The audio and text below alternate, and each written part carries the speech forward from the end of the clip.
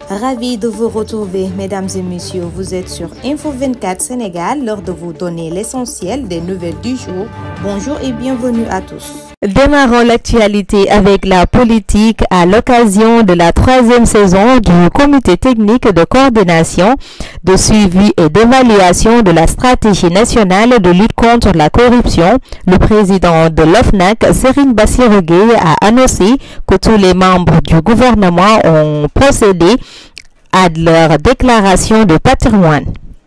Abbas Fall, coordonnateur de PASTEF à Dakar, nommé ministre, son poste de député revient à son suppléant, à savoir Thierno Alissi, comptable de formation et responsable de PASTEF à Mermoz. Mais logique pour logique, et après la révocation de Barthélémy Diaz, des diligences devraient être mises en œuvre pour faire sauter Thierno Alissi, et pour cause. La conférence de l'Union africaine sur l'éducation, la jeunesse et l'employabilité s'est ouverte ce mardi 10 décembre 2024 à Nouakchott. L'événement a été lancé sous la présidence de Mohamed Ould Cheikh El Ghazouani, président de la République islamique de Mauritanie et président en exercice de l'Union africaine. En société, lors de la journée de sensibilisation contre les violences basées sur le genre, le ministre Alioune Dione a lancé un message aux femmes. Selon lui, le peuple doit être uni pour bannir une telle pratique. Prenant l'Asie est la principale source de CGSA, informe-t-elle. L'Inde est son fournisseur numéro 1, non sans préciser que l'envoi du riz vers les pays Afrique de l'Ouest est devenu depuis un mois un défi majeur pour les opérateurs Inde, reprenant un rapport de SP Global Community, une firme d'analyse Ecofin indique. Après sa mise en liberté provisoire assortie d'un contrôle judiciaire par le juge d'instruction, Doro Gueye a observé un silence radio.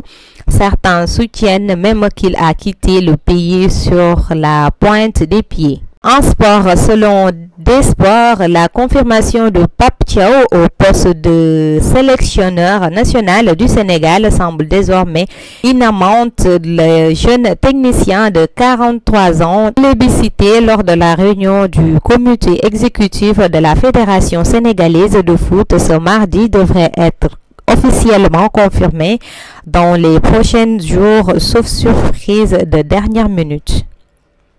Lors de la rencontre entre l'Algérie et Lyon, 3-1 disputée ce week-end, un fait de jeu impliquant l'attaquant sénégalais Bamba Dieng a suscité de vives discussions. À la 65e minute, Dieng a réalisé un tacle jugé dangereux sur Cléton Mata, joueur de Lyon, et si l'arbitre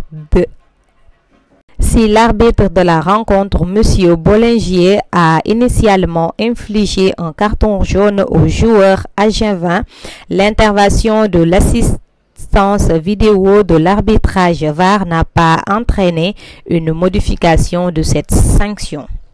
La phase du groupe de la Ligue des Champions se poursuit ce mercredi avec des affiches décisives entre espoir de qualification et lutte pour le prestige.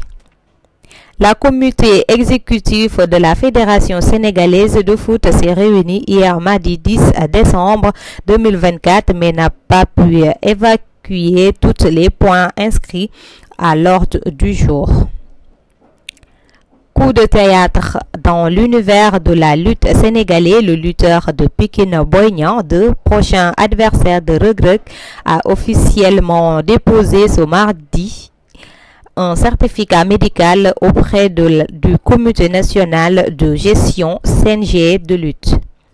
Actualité internationale, la ville de New York fermera dans les 2 mois le centre de secours aux urgences humanitaires Flotte Bennett Field situé à Brooklyn. Ce refuge capable d'accueillir jusqu'à 2000 personnes s'ajoute à une liste de 25 abris déjà fermés ou en cours de fermeture dans la mégapole. La France a entamé le retrait de ses forces militaires du Tchad mardi avec le départ de 2 avions de combat Mirage 2000D stationnés dans le pays. La Colombie a marqué un tournant dans ses relations diplomatiques avec le Sénégal en inaugurant jeudi 5 décembre sa première ambassade à Dakar. La cérémonie officielle organisée dans la capitale sénégalaise a réuni plusieurs figures de haut rang, notamment le ministre colombien des Affaires étrangères, Luis Gilberto, et le ministre sénégalais des Forces armées, le général Biram Diop. C'en est tout pour ce flash d'informations.